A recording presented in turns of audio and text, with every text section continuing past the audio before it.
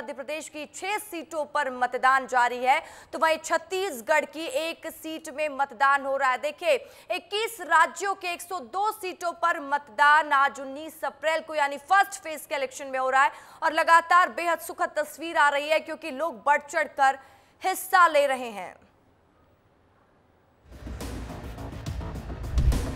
मतदान के पुराने सारे रिकॉर्ड तोड़ने हैं। अब की बार आदिवासी का मतलब आप ओरिजिनल मालिक हो।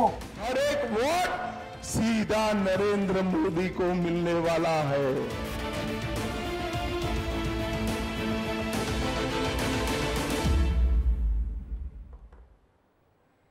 तो देखिए, लोकसभा चुनाव फर्स्ट फेज इलेक्शन वोटिंग का दिन और लगातार विस्तार न्यूज आपको विस्तार से बता रहा है, पल पल की अपडेट आपको दे रहा है। तो इस वक्त की बड़ी खबर मैं आपको बता दूं, जैसे कि मैं बार बार कह रही हूं कि 21 राज्यों के 102 सीटों पर वोटिंग हो रही है। मध्य प्रदेश की 6 सीटों पर, छत्तीसगढ़ की 1 सीट भी शामिल है। मतदान के 2 घंटे पूरे हो चुके हैं और लगातार लोग पहुंच रहे हैं, मताधिकार का प्रयोग कर रहे हैं और हर पहलू पर हम विस्तार से चर्चा भी कर रहे हैं। तो पहले चरण के मतदान का 2 घंटा पूरा हो चुका है। मध्य प्रदेश की 6 सीटों पर मतदान जारी है, तो वहीं छत्तीसगढ़ की 1 सीट पर मतदान जारी है। तो 10% वोटिंग अब तक जो हुई है ओवरऑल, ये आंकड़े सामने आ रहे हैं और उम्मीद जता रहे हैं हम, जिस हिसाब से लोग हमें तस्वीरों में दिख रहे हैं, जिस हिसाब से ये परसेंटेज सामने आया है, तो जैसे जैसे सूरज और आसमान में दिखेगा, वैसे जैसे जैसे धूप तेज होगी, ये वोटिंग परसेंटेज भी वैसे वैसे बढ़ेगा, ये उम्मीद है। और इस बार का वोटिंग परसेंटेज अच्छा होगा। तो लगातार विस्तार न्यूज पर आप लोकतंत्र के महापर्व की तस्वीरें देख रहे हैं कि इस राज्य की 102 सीटें हैं, कई सीटें अहम हैं। अगर हम मध्य प्रदेश छत्तीसगढ़ की सीटों का जिक्र करें तो देखिए, छत्तीसगढ़ की बस्तर सीट जो काफी अहम हो जाती है, वहां से महेश कश्यप जो कि भारतीय जनता पार्टी के प्रत्याशी है, तो दूसरी तरफ कवासी लखमा से उनकी टक्कर है। यहाँ पर भी चुनौती और जो टक्कर है वो काफी स्ट्रॉन्ग और कड़ी नजर आ रही है। जनता के मन में भी डाउट होगा या फिर अब देखने वाली बात होगी, बस्तर सीट जो अभी कांग्रेस के खेमे में है, क्या इस बार भारतीय जनता पार्टी वहां पर अपना दबदबा बनाती है या कांग्रेस फिर से कब्जा करती है, ये भी बताएंगे। तो देखिए, तो छिंदवाड़ा सीट भी काफी अहम हो जाती है। तस्वीरें लगातार हम आपको दिखा रहे हैं। बंटी साहू जो कि छिंदवाड़ा के प्रत्याशी भारतीय जनता पार्टी के हैं, उनकी माता जी से हमारे सहयोगी अंचल शुक्ला ने बातचीत की है, आप सुनिए। देश में होने वाले लोकसभा चुनावों के लिए प्रथम चरण के मतदान शुरू हो गए हैं और ऐसे में आज छिंदवाड़ा जो कि मध्य प्रदेश की सबसे हॉट सीटों में शुमार है, अभी कांग्रेस पार्टी के जो प्रत्याशी थे नकुलनाथ, वो अपने पूरे परिवार के साथ, पिता कमलनाथ और पत्नी और माताजी के साथ वोट डालने गए थे। अभी हम यहाँ पर आए हैं, ये सीताबाई प्राथमिक स्कूल है जहाँ पर बंटी साहू जो भारतीय जनता पार्टी के प्रत्याशी हैं, उनकी माँ शशि साहू हमारे साथ में है। तीसरा चुनाव है आपके बेटे का, कैसे देख रही हैं? लोकसभा का चुनाव है, मोदी बड़ा चेहरा है, मोदी के नाम पे पूरे देश में चुनाव हो रहे हैं। बेटा 2 बार तो क्या है, लोग बोलो, आपको सब पता है कमलनाथ जी ने बहुत परेशान किया, लेकिन वो लड़ते रहा, आगे बढ़ते रहा, हार के नहीं बैठा।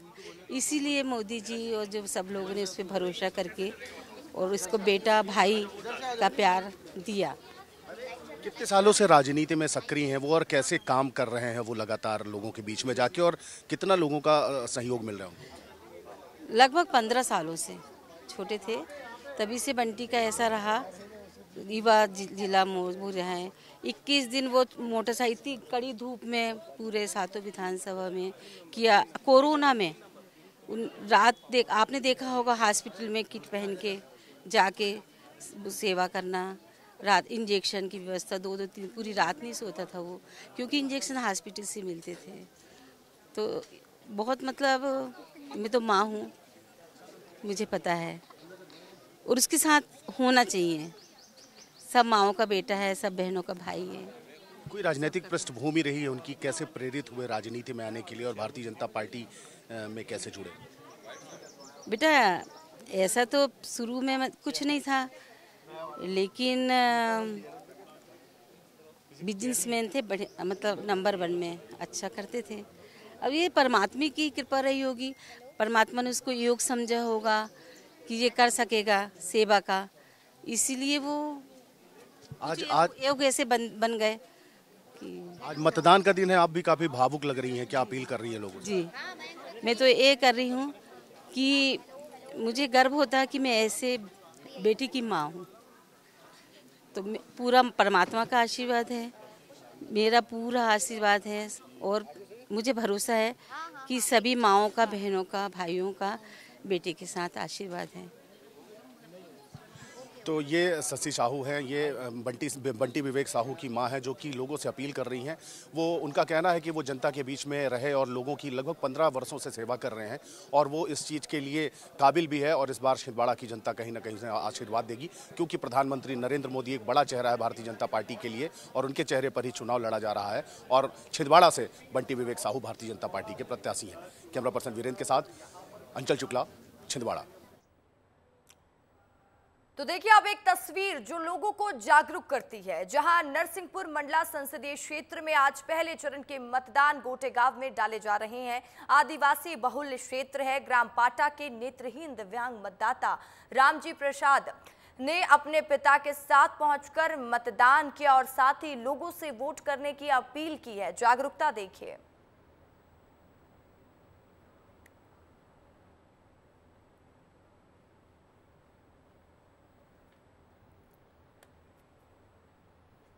तो देखिए लगातार विस्तार न्यूज आपको तस्वीरें दिखा रहा है। ये तस्वीर देखिए, ये तस्वीर इसलिए सुखद हो जाती है क्योंकि लोग किस तरीके से अपने मताधिकार का प्रयोग करने के लिए जागरूक है और मतदान केंद्र तक पहुंच रहे हैं।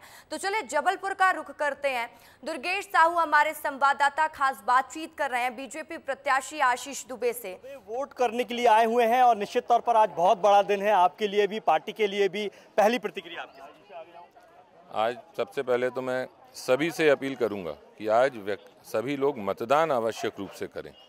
ये हमारा नैतिक दायित्व है और राष्ट्र धर्म है कि मतदान ज़रूर करें।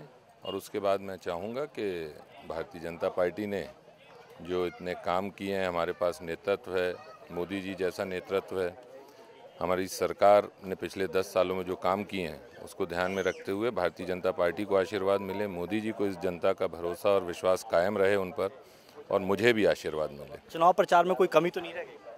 नहीं, कोई कमी नहीं। पूरे प्राण से हमारा कार्यकर्ता चुनाव लड़ता है और कार्यकर्ता ने पूरी ताकत के साथ ये चुनाव लड़ा है। बहुत बहुत धन्यवाद। तो ये थे हमारे साथ आशीष दुबे जी, जिन्होंने आज वोट डाला है और अपील की है जनता से भी कि वो भी वोट डालने जरूर आए। कैमरामैन रविंद्र के साथ दुर्गेश कुमार, विस्तार न्यूज।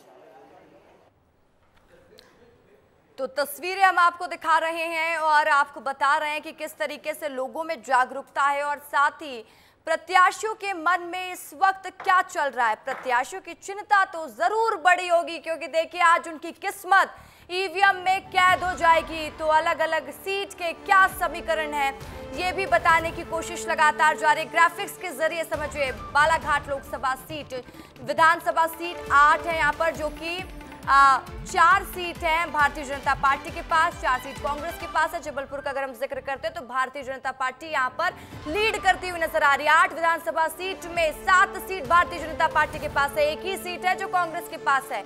मंडला लोकसभा सीट में कांग्रेस आगे है। 8 विधानसभा सीट में 3 है भारतीय जनता पार्टी के पास, तो कांग्रेस के पास 5 सीटें हैं। सीधी लोकसभा सीट में कांग्रेस के पास सिर्फ 1 सीट और 7 सीटें भारतीय जनता पार्टी के पास।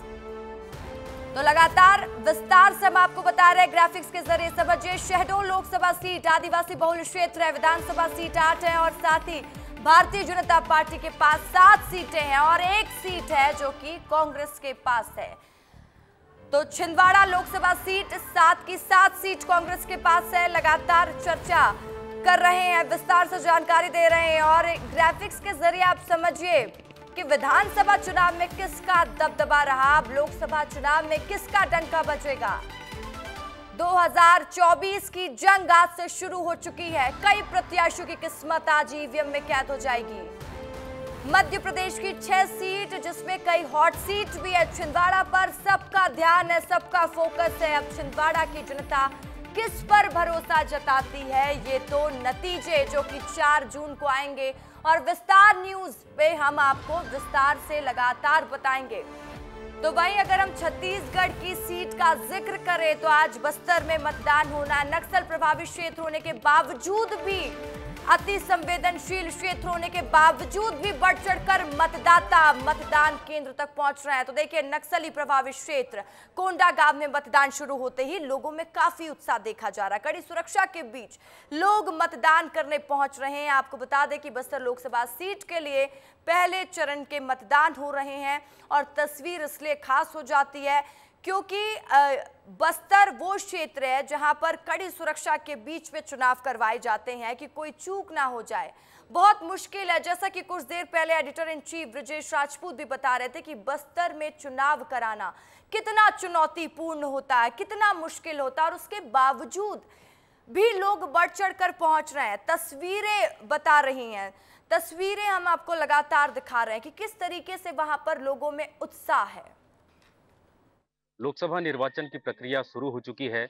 बस्तर संसदीय क्षेत्र क्रमांक 10 में आज मतदान हो रहा है। मेरे पीछे आप देख सकते हैं मतदाता कतारबद्ध हैं और सुबह 6 बजे से ही इस कतार में लगे हुए हैं और अपनी बारी का इंतजार कर रहे हैं और कई मतदाता भी यहाँ पहुँच भी रहे हैं। आपको बताना चाहूँगा कि 298 मतदान केंद्र बनाए गए हैं, जिसमें कोंडागांव और नारायणपुर का आंशिक क्षेत्र भी यहाँ पर इन्वॉल्व है और इन मतदान क्षेत्रों में सुरक्षा के कड़े इंतजाम किए गए हैं। 2,26,149 मतदाता आज अपने मतों का प्रयोग करेंगे और इस बस्तर संसदीय क्षेत्र में अपने मतों का प्रयोग करते हुए लोकसभा के इस महापर्व में बेहतर भूमिका निभाएंगे। इस संसदीय क्षेत्र में देखिए, आप देख सकते हैं सुबह से ही कतारबद्ध महिलाएं हैं, पुरुष हैं, यहाँ पर डटे हुए हैं और अपने बारी का इंतजार कर रहे हैं। भारी गर्मी है, उसके बाद भी लोगों में उत्साह देखते ही बन रहा है। सुनील यादव, विस्तार न्यूज, कोंडागांव।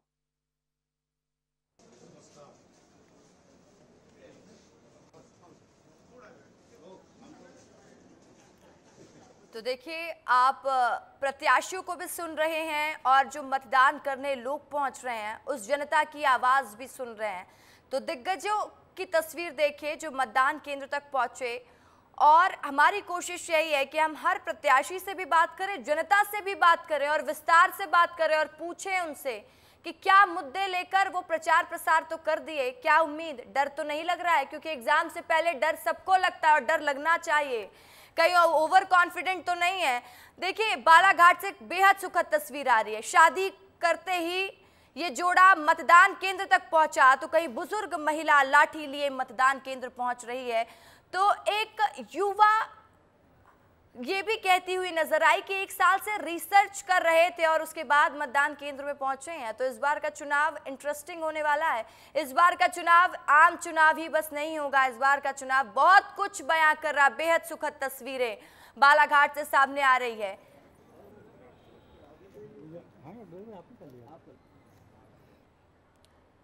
तो मतदान की हर तस्वीर हम आपको दिखाएंगे चप्पे चप्पे पर। हमारे रिपोर्टर सीधी से विवेक तिवारी हमारे साथ है, जबलपुर से दुर्गेश साहू है, शहडोल से अजय नामदेव और भोपाल से विवेक पांडे जुड़े हुए हैं। छत्तीसगढ़ के कोंडागांव से सुनील यादव है, जगदलपुर से अनमोल तिवारी मौजूद है, छिंदवाड़ा से अंचल शुक्ला और भोपाल से सूरज तिवारी ग्राउंड पर बने हुए हैं और वोटिंग की पल पल की अपडेट हमें दे रहे हैं। तो पल पल की अपडेट विस्तार न्यूज अपने दर्शकों को देगा। चप्पे चप्पे पर हमारे रिपोर्टर्स तैनात हैं और वो एक भी तस्वीर नहीं छोड़ रहे हैं, पूरी तस्वीर हम तक पहुंचा रहे हैं और वो तस्वीर हम आपको दिखा रहे हैं। तो देखिए, लगातार हम चर्चा करते रहेंगे और बातचीत होती रहेगी कि चुनाव का इम्पैक्ट क्या होगा, इस बार का चुनाव कितना इंटरेस्टिंग है। हर पहलू पर हम विस्तार से बात कर रहे हैं। गेस्ट भी हमारे साथ मौजूद हैं। Brajesh Rajput editor in chief इस वक्त मौजूद हैं, लेकिन रवि वर्मा जी हैं जो कि कांग्रेस के प्रवक्ता हैं, वो भी स्टूडियो में मौजूद हैं और साथ ही प्रियाम व्यास भी हमारे साथ जुड़ेंगे जो कि भारतीय जनता पार्टी के प्रवक्ता हैं। तो स्काइप से ये भी हमारे साथ जुड़ेंगे, उनसे भी चर्चा करेंगे। लेकिन पहला सवाल रवि जी आपसे रहेगा। हम लोग कुछ देर से यही चर्चा कर रहे हैं कि प्रत्याशियों को एग्जाम के पहले टेंशन होती है। कांग्रेस पार्टी की टेंशन इस वक्त कैसे बढ़ी हुई है ये बताइए। मध्य प्रदेश की 6 लोकसभा सीट, कांग्रेस पार्टी किसी भी प्रकार की टेंशन में नहीं है। टेंशन तो उन्हें है जिन्होंने इस देश को विनाश काल के रूप में 10 साल लगातार जिन्होंने अमृत काल का नाम दिया था, जिन्होंने गारंटियां थोपी थी, लेकिन गारंटी ही आज देश की जनता के साथ सबसे बड़ा धोखा साबित हुई है। क्योंकि कुछ माह पूर्व भी उन्होंने गारंटी दी थी कि 3100 रुपये की फसल खरीदी जाएगी, 3,000 रुपये लाडली बहना के खाते में डाले जाएंगे, युवाओं को 2 करोड़ नौकरी दी जाएगी, जो कहीं नहीं हुआ है। तो आज न्याय का दिन है। मेरे मध्य प्रदेश की जनता, इस देश की समूची जनता जानती है कि आज गारंटियों का हिसाब है, लेना है।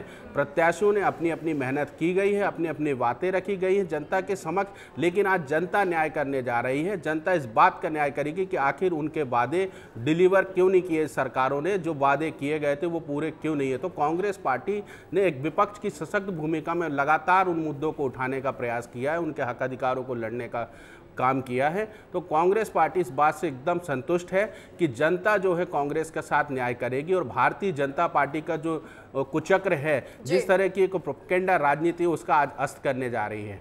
ठीक है, आप कह रहे हैं कांग्रेस पार्टी न्याय करेगी, जनता समझ चुकी है, और एक तरफ भारतीय जनता पार्टी की एक गूंज है, और वो गूंज है मोदी की गारंटी।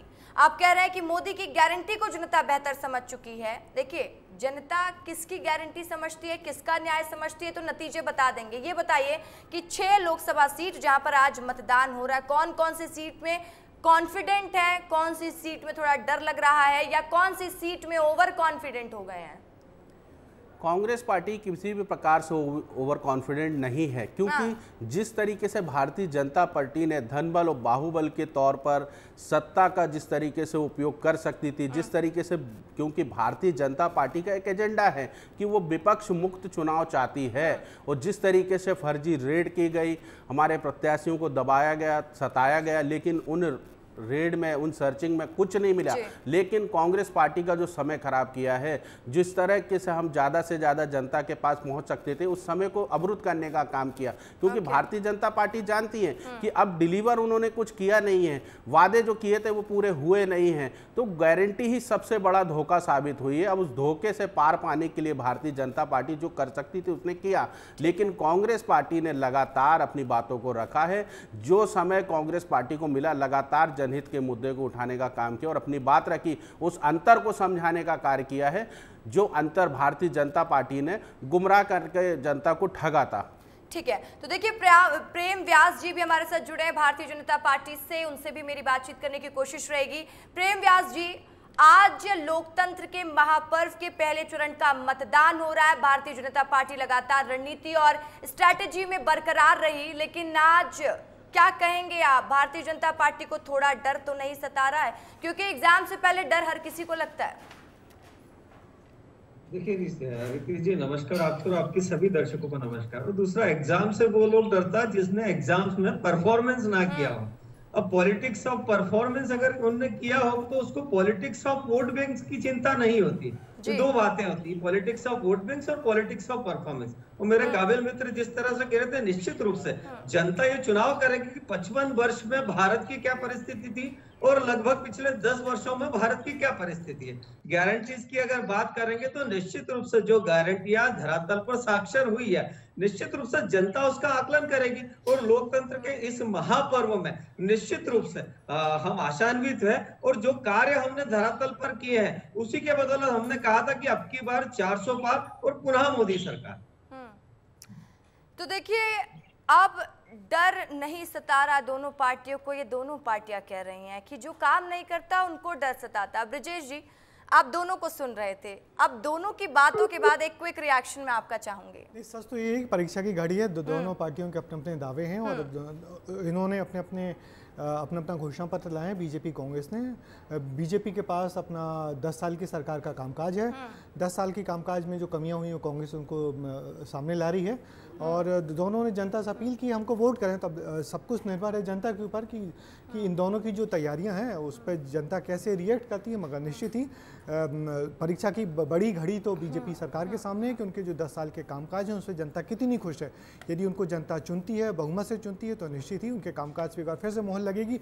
और यदि ये तीसरी बार मोहर लगती है तो मध्य प्रदेश के इतिहास में बड़ी घटना होगी, क्योंकि मोदी जी यदि तीसरी बार प्रधानमंत्री बनते हैं तो देश के पहले प्रधानमंत्री जवाहरलाल नेहरू के उस रिकॉर्ड की बराबरी कर लेंगे कि लगातार 3 बार प्रधानमंत्री होने को।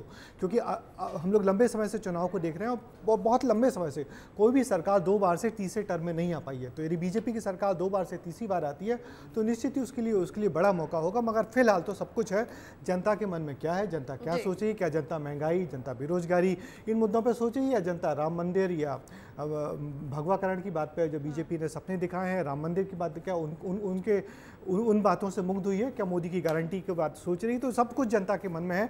आज जनता जो सोच रही है वो 4 जून को सामने आएगा, फिर दोनों के दावे प्रतिदावे धरे रह जाएंगे। बिल्कुल।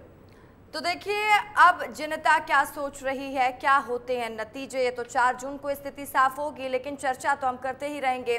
सीधी लोकसभा सीट का जिक्र कर लेते हैं। सीधी लोकसभा सीट से बीजेपी प्रत्याशी डॉक्टर राजेश मिश्रा ने परिवार के साथ मतदान किया और इस दौरान पोलिंग बूथ पर विस्तार न्यूज से राजेश मिश्रा ने खास बातचीत की, उनके परिवार ने खास बातचीत की, सुनवाते हैं आपको। हमारे साथ बीजेपी प्रत्याशी राजेश मिश्रा के पूरा परिवार है, उन्होंने मतदान किया है, आप देख सकते हैं। हम बात करेंगे, उनके बेटे हैं। आपने मतदान किया, कौन से मुद्दे जहन में रहे? अंतिम छोर तक के व्यक्तियों का विकास हो, भारत देश का के व्यक्तियों का, यही है पूरा मुद्दा। उनकी बेटी हैं ज्योत्सना मिश्रा। ज्योत्सना मिश्रा, क्या मुद्दे थे दिमाग में जब वोट किया? तो मेरे दिमाग में यही मुद्दे थे कि अपनी सीधी का सबसे पहले बहुत विकास हो, जो कि बहुत ज़्यादा प्रॉब्लम है, कहीं पानी की, सड़क की, लाइट की। तो मुझे ये उम्मीद है कि इस बार पापा आएंगे सांसद बन के और पूरे सीधी का विकास होगा और सीधी एक अलग रूप में निकलेगा। मन में क्या था, क्योंकि युवा हैं, कौन से मुद्दे थे दिमाग में? जन कल्याण और बेसिकली सीधी का विकास सबसे ज़्यादा ज़रूरी है कि लोग जागरूक हों और लोग आगे बढ़े, उसके लिए ज़रूरी है कि लोग वोट डालें। तो क्या मुद्दे क्या थे दिमाग में जब वोट किया? तो कौन सी चीज़ें? मुद्दे ये थे, एक तो पर्सनल था कि दादाजी हैं मेरे, दूसरा ये था कि सीधी का जन कल्याण और विकास सीधी का जो मेन है पर्पस। बहू है उनकी हमारे साथ, क्या दिमाग में क्या था, क्योंकि महिलाओं को लेकर क्या विचार सोचती हैं, और जब वोट किया तो क्या दिमाग में था?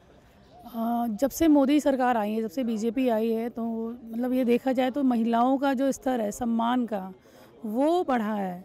चाहे जिस वर्ग की महिला हो, मैं फील्ड में भी गई, सब इतने खुश हैं और सबको एक नाम याद है, वो है मोदी जी।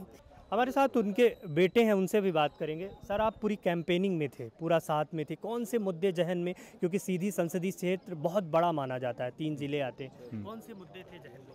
सबसे पहला मुद्दा तो विकास का है, और वो भी सीधी के विकास का, क्योंकि जो हमारा जिला बनेगा, हमारा जिला इसी देश में है तो हमारा देश भी बनेगा। कोई नहीं है टक्कर में, क्यों पड़े हो चक्कर में, ओनली बीजेपी। ठीक है, तो ये थे हमारे साथ पूरा परिवार था। डॉक्टर राजेश मिश्रा का स्पष्ट तौर पर कहना है कि सीधी के विकास के लिए उन्हें वोट किया है और जो भी यहाँ पर मूलभूत सुविधाओं का अभाव है उसको पूरा करना प्रमुख उद्देश्य होगा। तो देखिए, बड़ी जानकारी, बड़ा अपडेट मैं आपको इस वक्त का दे दूं। अभी तक 12% मतदान हो चुका है।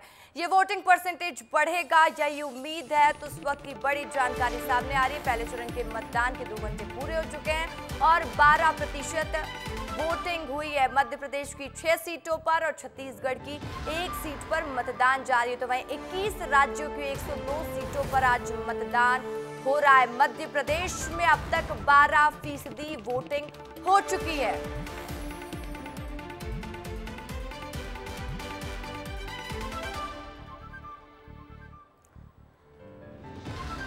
तो रिपोर्टर्स भी हमारे अलग अलग क्षेत्र में मौजूद हैं, वहां से तस्वीरें हम तक पहुंचा रहे हैं, उनसे बातचीत करने की कोशिश लगातार हमारी रहेगी। संजय ठाकुर हमारे साथ जुड़ चुके हैं दंतेवाड़ा से।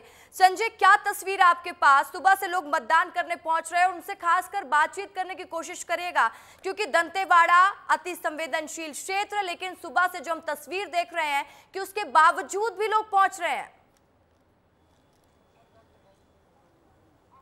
रसिका, इस वक्त मैं दंतेवाड़ा के श्यामगिरी गांव में हूं। श्यामगिरी वही गांव है जहां 5 साल पहले दंतेवाड़ा विधायक भीम मंडावी की हत्या कर दी गई थी। यहां से, इस पोलिंग बूथ से मात्र 2 किलोमीटर की दूरी पे है वो जगह, वो सड़क का हिस्सा जहां हत्या की गई थी। उसके बावजूद देखिए, इस पोलिंग बूथ के बाहर सुबह 6 बजे से ही वोटर्स की भीड़ लगी हुई है। लंबी कतारें आपको यहाँ नजर आएगी।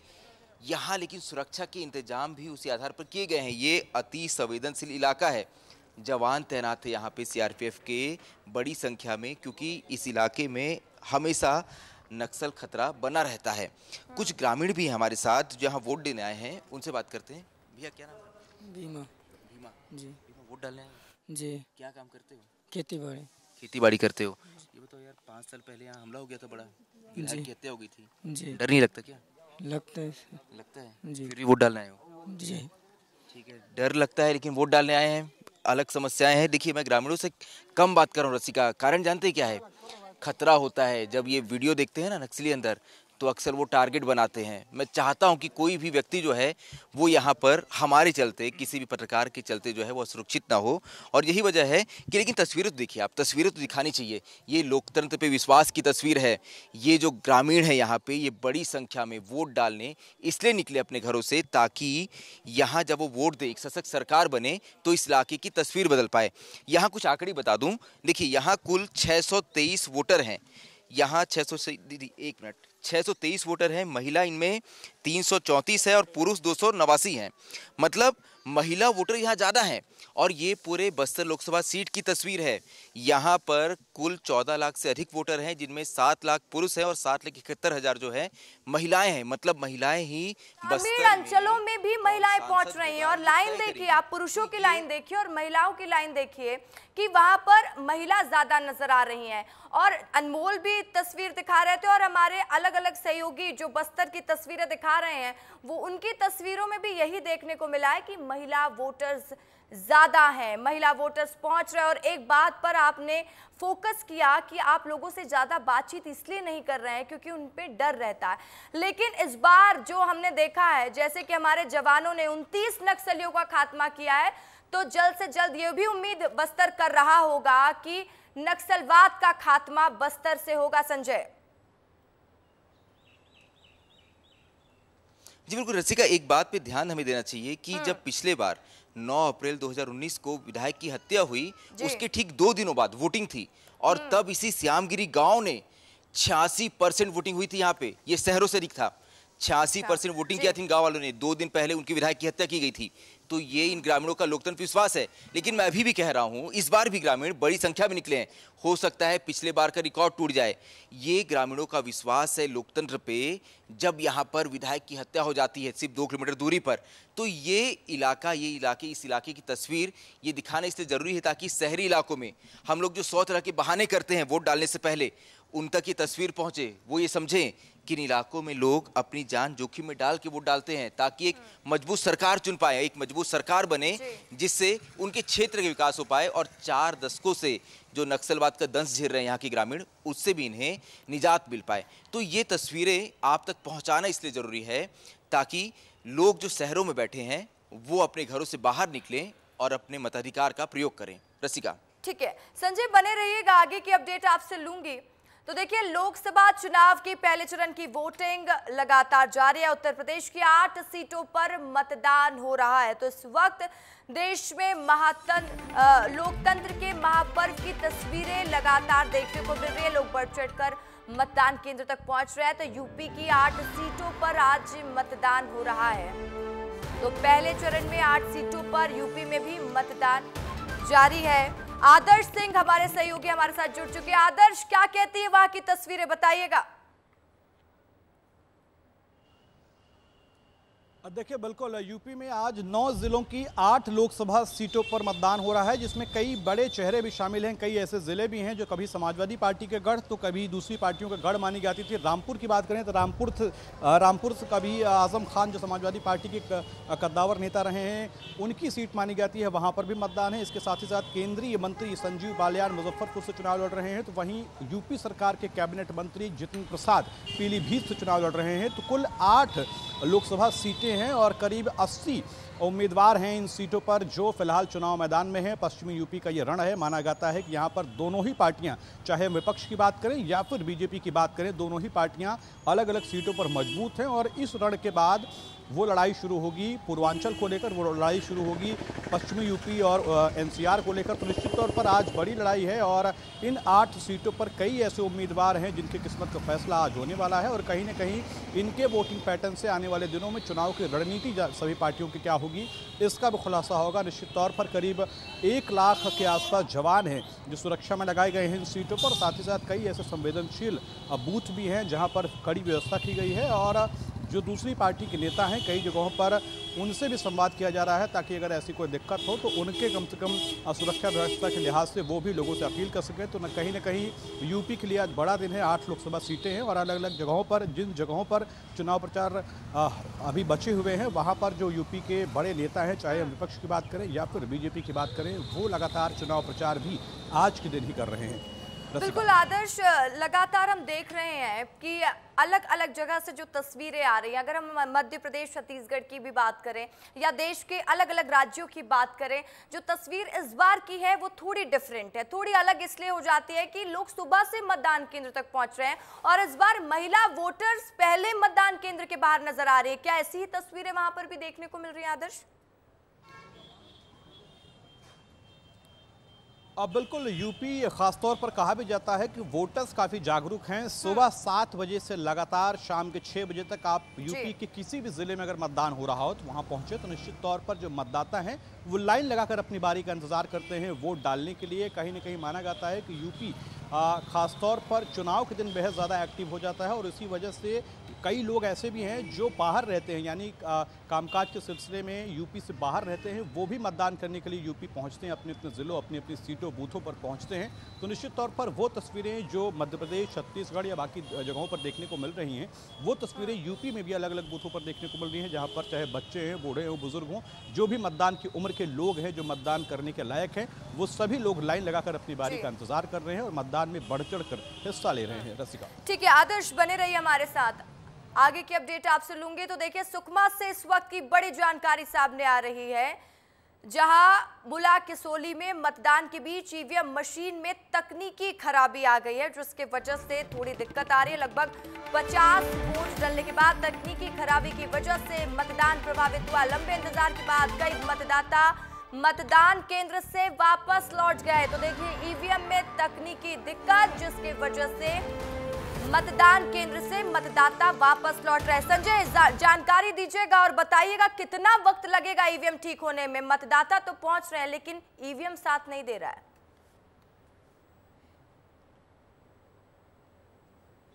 कई जगह से नजर आई है जहां पर ईवीएम मशीन में कुछ तकनीकी समस्या आई है, लेकिन जो मेरी अभी बात हो रही थी दंतेवाड़ा कलेक्टर से और सुकमा कलेक्टर से, तो उनका कहना है कि जहां जहां ईवीएम खराब हुई है वहां रिप्लेस की जा रही है, क्योंकि यहां पे बैकअप के लिए ईवीएम तैयार रखी जाती है। तो कुछ समय के अंदर ही जो है ये समस्या जो ठीक कर ली जाएगी। ऐसी समस्या दंतेवाड़ा में देखने मिली थी, जहां मैं पहली बार संगवारी मतदान केंद्र गया था, वहां भी 10 मिनट के अंदर ही समस्या को ठीक कर लिया गया था। तो ऐसी उम्मीद है कि जल्द से जल्द जो है ये समस्या को ठीक कर लिया जाएगा। चलिए ठीक है, जल्द से जल्द इस समस्या को ठीक कर लिया जाएगा और मतदाता अपने मताधिकार का प्रयोग कर पाएंगे।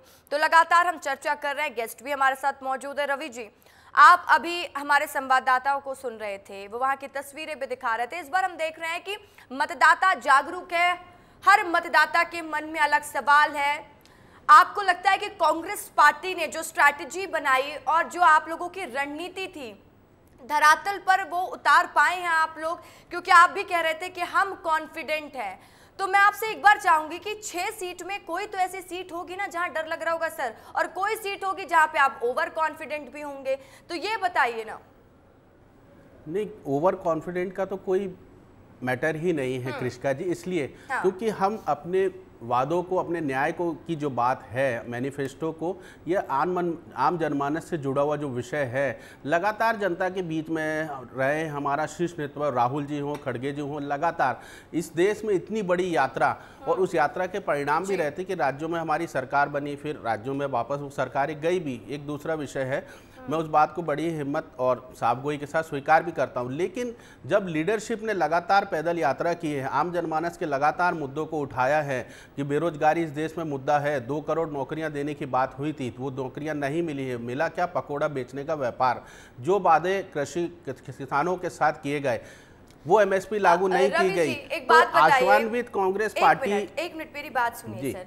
आप कह रहे हैं कि जिस तरीके से लगातार विपक्ष इस बात में मुखर नजर आया कि जो बात की गई भारतीय जनता पार्टी द्वारा, जो सरकार द्वारा बात की गई, वो वादे पूरे नहीं हुए, लेकिन चुनाव के ठीक पहले जनता इस पर ज्यादा फोकस करती है, इस पर ज्यादा विश्वास करती है कि आप क्या करेंगे, इसका एडवर्टीजमेंट आप बेहतर कर पाए। भारतीय जनता पार्टी तो उसकी स्ट्रैटेजी अच्छी बना रही है, वो दिख रहा है। मैं नहीं बोल रही हूँ, जनता बोल रही है। जब हम अलग अलग लोकसभा क्षेत्र पहुंचे वहां पर तस्वीरें दिखाई दे रही है। तो क्या कांग्रेस पार्टी ने अपनी स्ट्रैटेजी या जो न्याय पत्र आप लेकर आए वो जनता के बीच में अच्छे से पहुंचा पाए हैं? जी निश्चित तौर पर पहुंचा पाए। हमारे पूरे के पूरे जो डीसीसी प्रेसिडेंट थे, कांग्रेस के कार्यकर्ता थे, उन्होंने लगातार जनता के बीच में संवाद किया है, अपनी बात रखने का प्रयास किया है। हमारी मीडिया टीम ने लगातार उसकी एडवर्टाइजमेंट की है। आम जनमानस तक जिस हद तक भी, जिस प्रकार से भी एक प्लानिंग के तहत हम पहुंचा सकते थे, अपने न्याय पत्र को हमने पहुंचाने का काम किया है। वही तो कंपेरिजन जनता भी कर रही है और उस उत्साह के लिए निकली है, उस न्याय के लिए, उस अपने हिसाब के लिए कि आखिर जो वादे किए गए थे इस सरकार ने, वो वादे पूरे क्यों नहीं हुए हैं। अंतर इस बात का है कि 3000 देने की बात थी, नहीं है, लेकिन राहुल जी ने आज ये अंतर बांटने का काम किया है। उन्होंने वादा किया है उस न्याय पत्र के माध्यम से कि हम 8,500 रुपये प्रतिमाह और साल के 1 लाख रुपए देकर मेरी बहनों का, नारियों का जो सम्मान है हम सुरक्षित करेंगे। एमएसपी की गारंटी हम देंगे, जो किसानों को भारतीय जनता पार्टी की सरकार नहीं देगी। उनके मंत्रियों ने किसानों को तो कुचलने का काम किया है, छातियों पर गोली मारने का काम, उस अंतर को लगातार पाटने का काम कांग्रेस पार्टी ने किया। आप लोगों ने कई ऐसे काम कर दिए हैं, आप लोगों ने जो वादे किए वो वादे पूरे नहीं हुए, ऐसा रवि जी कह रहे हैं। तो फिर बताइए ना, कैसे आप कह रहे हैं कि हम पूरे तरीके से कॉन्फिडेंट हैं, और मध्य प्रदेश में आज जिन 6 सीटों पर चुनाव है उनका जिक्र करिएगा कि वहां पर आप जनता के बीच में ठीक ठाक तरीके से पहुंच पाए हैं ना सर? निश्चित रूप से 2 चीजें होती है। सकारात्मकता क्या होती है, मैं उसका एक छोटा सा उत्तर दे देता हूँ। इन्होंने कहा कि हमने नहीं करा। निर्मला सीतारमण जी ने पटल पर खड़े होकर कहा था कि प्रति व्यक्ति आय जो है वो 1,78,000 रुपए क्रॉस कर गई है। ईपीएफओ को डाटा को उन्होंने पटल पर खड़े होकर बताया था कि पहले 11 करोड़ हुआ करते थे, आज 27 करोड़ है। मतलब लगभग 10 वर्षों में 16 करोड़ अतिरिक्त लोग ईपीएफओ भरने लगे, जिसमें भी लगभग 75% जो जनसंख्या ऐसी है उसमें जो लगभग 18 से 25 वर्ष के हैं। स्वरोजगार के लिए 22 लाख करोड़ रुपया दिया गया, जो आज तक की सरकारों में, कांग्रेस की सरकार हो, अल्पकालीन सरकार हो या पूर्व की सरकार हो, किसी ने भी इतना पैसा स्वरोजगार के लिए कभी नहीं दिया है। जो किसान की बात करते हैं, हमने किसान बजट को 3 गुना करा है। लगभग 22 फसलों पर एमएसपी देने का कार्य करा। वहीं स्वामीनाथन आयोग की रिपोर्ट 2006 में आई थी और कांग्रेस ने उसको लगभग 6-7 वर्षों तक दबा के रखा, लेकिन लागू नहीं करा। उसके पूर्व मंडल आयोग की रिपोर्ट हो, तो जितने भी रिपोर्ट्स आती है कांग्रेस उसको मात्र दबा के रखने का कार्य करती है, उसको लागू करने का कार्य नहीं करती। वही भारतीय जनता पार्टी ने जितने वादे करे थे वो धरातल पर है। चलिए ठीक है, आप लोगों ने जो वादे किए धरातल पर है, ये आप कह रहे हैं। वो कह रहे हैं कि भारतीय जनता पार्टी ने वादे पूरे नहीं किए। अब कौन वादे और दावे सही में कर रहा है और किस पर जनता भरोसा जताती है, तो नतीजे बताएंगे। लेकिन इस वक्त का बड़ा अपडेट मैं अपने दर्शकों को बता दूं कि मध्य प्रदेश में अब तक 14.12% मतदान हो चुका है। बालाघाट में 14.39% वोटिंग हुई है। छिंदवाड़ा में 15.50% मतदान, तो जबलपुर में 13.5% मतदान। मंडला का अगर जिक्र करें तो 16.39%, यानी अब तक सबसे ज्यादा मतदान मंडला में हुआ है। शहडोल में 13.07%, सीधी में 11.93% वोटिंग, बस्तर में 12.02% मतदान हुआ है।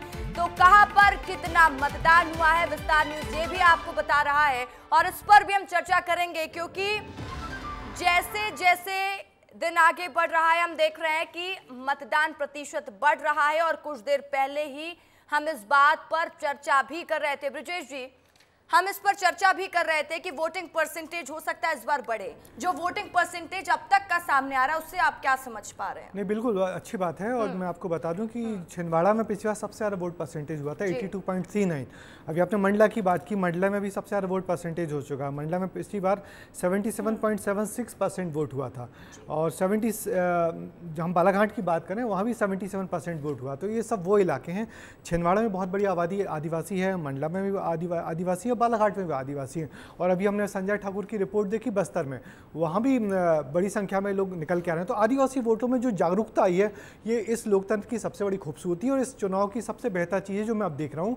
क्योंकि पहले क्या होता था, चाहे बस्तर की बात करें या इन आदिवासी इलाकों में, भीड़ धीरे धीरे बढ़ती थी, मगर शुरुआत के घंटों में ही जिस तरीके से भीड़ आ रही है और जिस तरीके से आखिर में वोट परसेंटेज आता है, वो निश्चित ही हैरान कर देता है और खुशी भी जगाता है कि हमारे लोकतंत्र में कैसे मतदाता की ताकत बढ़ रही है, जागरूकता बढ़ रही है और लोग अपने वोटिंग राइट को लेकर कितने जागरूक हो गए हैं। तो निश्चित ही बहुत अच्छी तस्वीर। मुझे लगता है कि यदि यही रुझान रहा तो हम पिछले वोट परसेंटेज से, पिछले जो 2019 के वोट परसेंटेज से, उनसे और आगे बढ़ेंगे। ठीक है, तो चलिए संजय का रुख कर लेते हैं। संजय, लगातार तस्वीरें हम तक पहुंचा रहे हैं। संजय, वोटिंग परसेंटेज को लेकर कोई जानकारी मिल पा रही है?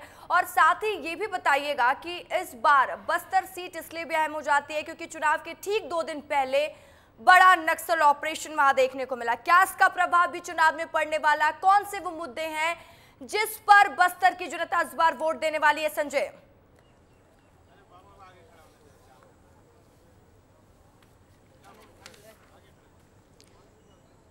देखिए रसिका, नक्सल समस्या का प्रभाव बस्तर के चुनाव में अक्सर देखने को मिलता है। और लेकिन पिछले बार अगर 2019 की बात की जाए तो 66% वोटिंग परसेंटेज था यहाँ पर बस्तर में। इस बार प्रशासन ने ये उम्मीद जताई, चुनाव आयोग ने उम्मीद जताई है कि ये परसेंट बढ़ सकता है, ज़्यादा वोटर्स घर से निकलेंगे। और कुछ ऐसी तस्वीर जो है, मैं बस्तर के अलग इलाकों में जा रहा हूँ, मेरे संवाददाता जो बाकी जगह जुड़े हैं उनके पास जो तस्वीर आ रही है उसमें यही दिख रहा है कि लोग सुबह से ही पोलिंग बूथ के बाहर कतार लगाकर खड़े हुए हैं। तो इससे ये नज़र आता है कि इस बार वोटिंग परसेंटेज बढ़ सकता है क्योंकि 2 दिन पहले ही यहाँ एक बहुत बड़े ऑपरेशन को जवानों ने अंजाम दिया है जिसमें 29 नक्सली मारे गए हैं। अब देखिए ये जरूरी क्यों था? आपको याद होगा पिछले 1 साल में 13 बीजेपी नेताओं की नक्सलियों ने हत्या की है।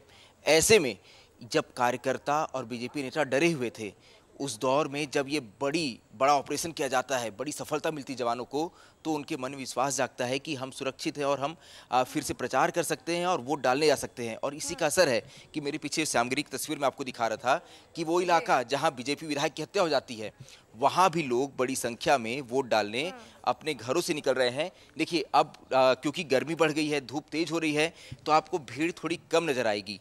फिलहाल यहाँ लगभग 623 वोटर्स हैं, इसमें से 250 वोटर्स ने अपने मताधिकार का प्रयोग कर लिया है, मतलब आधे वोटर्स आ चुके हैं। अभी तो समय हुआ है लगभग 10 बज रहे हैं। अभी भी लोग, अगर आप दूर देखें तो पेड़ की छांव में आपको लोग नजर आएंगे, वो इंतजार कर रहे हैं अपनी बारी का। तो यहाँ लोग बड़ी संख्या में वोट देने अपने घरों से निकल रहे हैं और ये उम्मीद है कि पिछले बार यहाँ 86% वोट हुआ था, ये काफ़ी अच्छा है, ये वोटिंग परसेंटेज काफ़ी ज़्यादा है। इस बार उम्मीद है कि ये वोटिंग परसेंट और बढ़ सकता है। हम ग्रामीणों से बात कर रहे हैं क्योंकि मैंने बार बार कह रहा हूँ इस बात को कि मैं उनके चेहरे नहीं दिखाना चाहता सुरक्षा की दृष्टि से। हम नहीं चाहते कि वो नक्सलियों के निशाने पे आए। मैं ग्रामीणों से बात कर रहा था तो कहते हैं कि डर तो है, नक्सली समस्या है, विधायक की हत्या हो जाती है यहाँ पे, लेकिन वो इस विश्वास के साथ वो वोट देने जाते हैं कि अगर वोट देंगे, एक सशक्त सरकार बनेगी तो उनके क्षेत्र का विकास होगा। आपके पास आदर्श से भी अपडेट लेते हैं। आदर्श, यूपी का क्या अपडेट है? कितने % अभी तक वोटिंग हो चुकी है?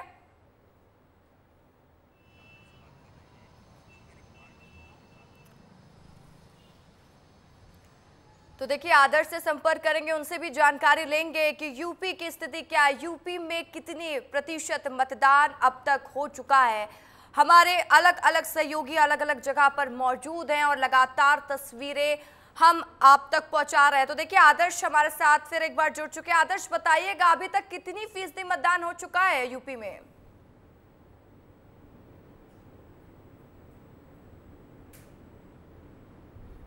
से जो रिपोर्ट आई है उसके मुताबिक करीब 10 से 11% मतदान अगर हम एवरेज की बात करें तो हो चुका है। अगर मैं आपको ज़िलेवार तरीके से बताऊं तो ज़िलेवार तरीके से मतदान जो है वो अलग अलग ज़िलों में उनका परसेंटेज अलग अलग है।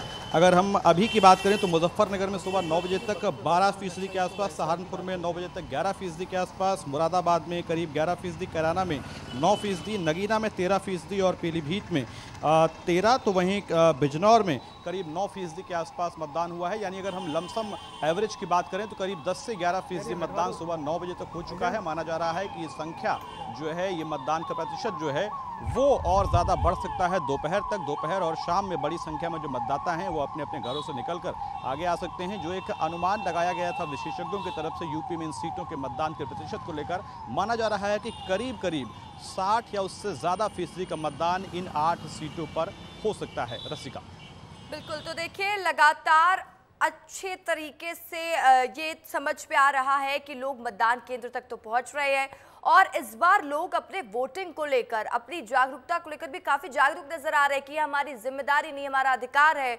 और इस बार के परिणाम कुछ अलग भी देखने को मिल सकते हैं। काफी इंटरेस्टिंग ये चुनाव नजर आ रहा है। रवि, आप देख रहे थे, आप सुन रहे थे हमारे संवाददाता को कि वो लोग बता रहे हैं कि इस बार जनता अलग ही एक्साइटेड भी नजर आ रही है और जब जनता ऐसा रिएक्शन देती है तो आप जैसा कि कह रहे हैं कि डर तो नहीं लगता हम लोगों को, ना हम ओवर कॉन्फिडेंट हैं, लेकिन क्या लग रहा है, कोई संकेत आप लोगों को समझ में आ रहा है? अगर मैं एमपी की बात करूं या फिर मैं उन्हीं 6 सीटों पर फिर से आ जाऊंगी, इस बार उन सीटों पर ज्यादा फोकस है जो आदिवासी बहुल क्षेत्र है, वहां पर मतदान ज्यादा है, उन सीटों पर फोकस किया गया है। तो क्या इन आदिवासी सीटों पर डर आप लोगों को इसलिए भी लग रहा होगा क्योंकि भारतीय जनता पार्टी अपने आप को आदिवासी हितैषी बताती है? कृष्णा जी, ये बड़ा ही लोकतंत्र की खूबसूरती है कि जनता आज अपने मतदान के लिए भारी तादाद में निकली है, ये एक बहुत अच्छा विषय है। लेकिन जो डर या भय की बात है तो वो आदिवासी मेरे जो भाई हैं इस देश में या मध्य प्रदेश के पिछले जो ट्रैक रिकॉर्ड रहे वो कांग्रेस के साथ रहे हैं। सबसे अधिक अगर हमें जनादेश कहीं मिलता है तो कांग्रेस पार्टी को मिलता है और लगातार मध्य प्रदेश की कैबिनेट में भी आप देखेंगे कि उनके हक अधिकारों को सुनिश्चित किया गया। हमारी कमलनाथ जी की अल्पमहा की सरकार थी कम समय की, लेकिन आदिवासी विकास खंडों के लिए सबसे अधिक पैसा और उनके विकास के लिए जो योजनाएं लेकर आए वो कमलनाथ जी लेकर आए। इंदिरा जी के समय से भी जो वनाधिकार के तहत उनको अधिकार दिए गए थे, उनको पट्टे दिए गए, उनकी जल जंगल ज़मीनों को जो सुनिश्चित करने का काम किया वो कांग्रेस की सरकारों में किया। लेकिन दूसरी ओर एक क्रूर चेहरा दिखता है भारतीय जनता पार्टी का। सड़क पे पेशाब करने से लेकर हर दूसरी तीसरी घटना में मेरे आदिवासी भाइयों के साथ जासूसी होती है, उनको मारा जाता है, तो भारतीय जनता पार्टी के दूसरे तीसरे नेता की उसमें संलिप्तता होती है। आज यदि सबसे ज्यादा व्यभिचार की चाहूंगी रवि जी, लौटूंगी आपके पास। नितिन गडकरी कुछ कह रहे हैं, सुनिए।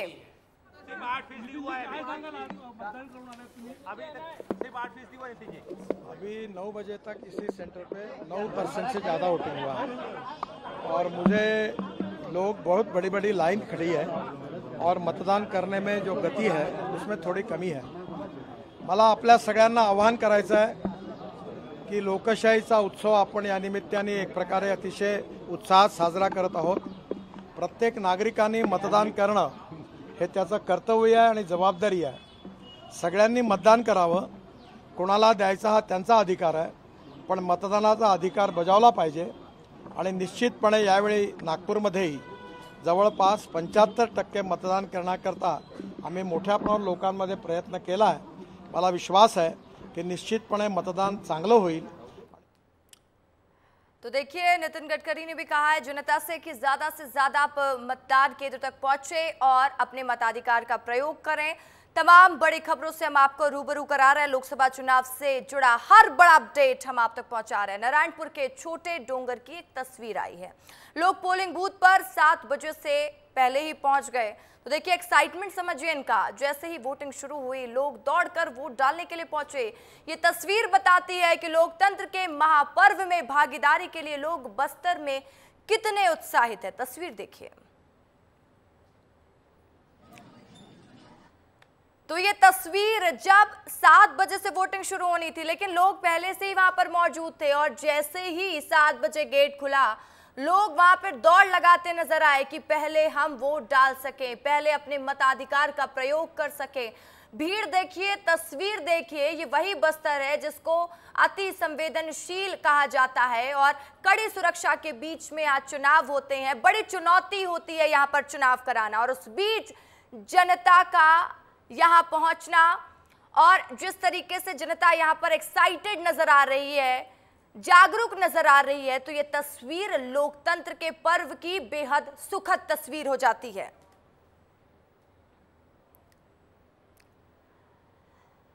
तो आपसे मेरी चर्चा हो रही थी, उस चर्चा को पहले आप अपनी बात रख लीजिए, फिर मैं जल्दी से एक क्विक रिएक्शन प्रेम जी का ले लेती हूँ। जी, हम हमारे आदिवासी वर्ग से जुड़े हुए विषय पर बात कर रहे थे। तो आदिवासी वर्ग हमेशा से कांग्रेस पार्टी के साथ रहा है और उसका जो मैंडेट रहा है, वोट प्रतिशत हो या सबसे अधिक सीटने का जो ट्रैक रिकॉर्ड है, वो कांग्रेस के साथ है, क्योंकि कांग्रेस पार्टी ने हमेशा से उनके हक अधिकारों को ठीक है, मतलब आप लोगों ने उनके हक और अधिकार की बात की है, इसलिए आप कॉन्फिडेंट हैं उन आदिवासी सीटों में। प्रेम जी, आप लोग कहाँ कॉन्फिडेंट है भाई, बता दीजिए।